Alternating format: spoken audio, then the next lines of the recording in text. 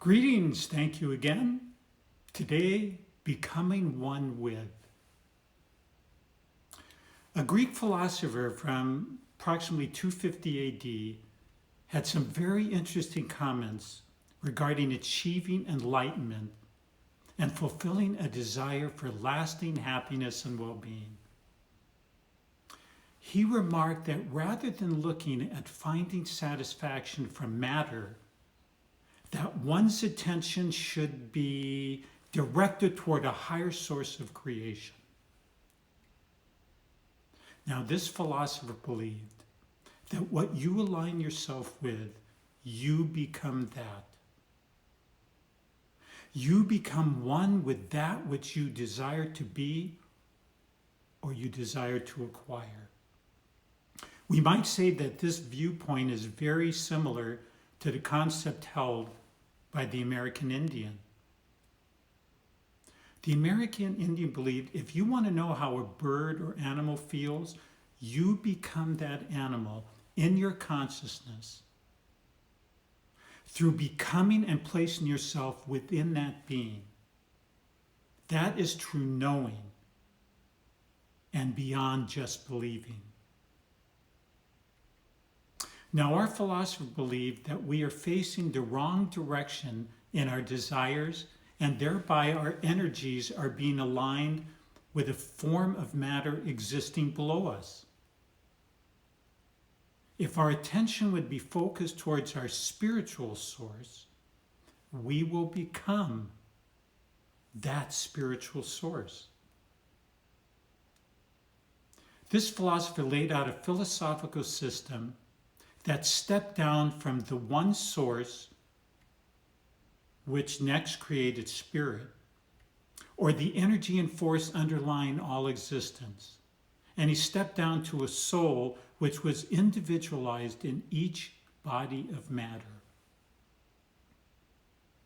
Platonists believed that if we long to resonate with the energies that have created and sustained us, that we would become one with these energies of greater awareness and ability. He went on to remark that we humans are always attempting to possess something. Today in our world, it might be our desire to have the job, the car, the perfect partner or home. Often, whether in Plotinus' period or ours, we don't quite seem to get it right. And when we finally possess the item of our desire, it doesn't always meet our expectations. Now, Plotinus stated that if you want to know something or achieve something, you had to become that something. Now, I realize it sounds a bit roundabout, but he was trying to point out to not get lost in the contemplation of how to become something, but to place yourself in that state of awareness immediately. True contemplation is knowledge, not an attempt at knowing. It is not seeing what we want, but sight itself. It is not what has been created, but back to the Creator. Not looking for signs of spirit, but spirit itself. Not thoughts of unity, but becoming actual oneness. Now think on this. You act from it and not think about something. Of course, it is easy for me to share these concepts with you, but what might seem heavy is merely a slight juxtaposition of awareness. It is the difference between the seer and what is seen, the hearer and what is heard, the knower and what is known.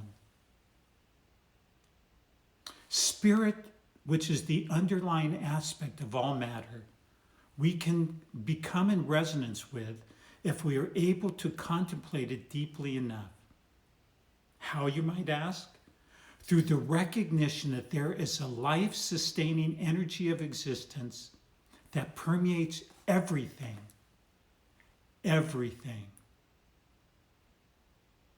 It is the same energy and substance behind all individualized things. This energy becomes individualized as the soul, as it animates matter. Can you see that all is connected and part of the one?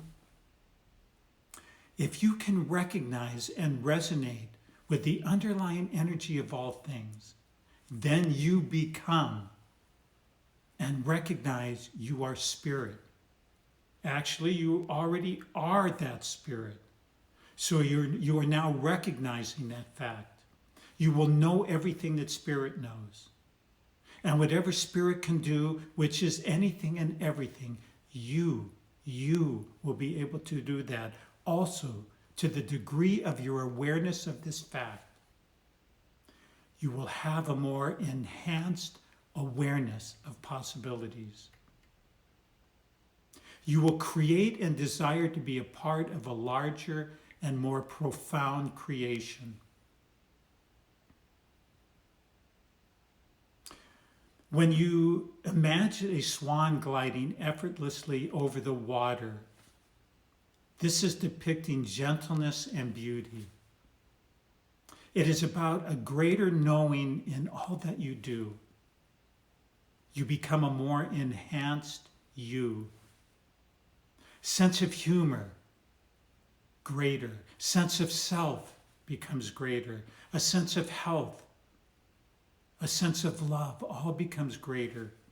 It is about walking and not just talking. It is about being and not desiring to be what you imagine. Act as you desire to be. Nothing I've shared is new or different. These concepts have existed a very long time, much longer than many books that are bound at this time or even in our library. I actually feel that today there are too many new systems with too much new rhetoric stating concepts that were explained in a more direct and simple manner in the past. Perhaps all you need is that beautiful heart, an open mind, and a humble spirit. And that will take you to what you seek. Because you are a soul, you are power, you are light, and you are love. With blessings, I love you. And may your journey be filled with laughter, excitement, fun, and love. Leffel to you.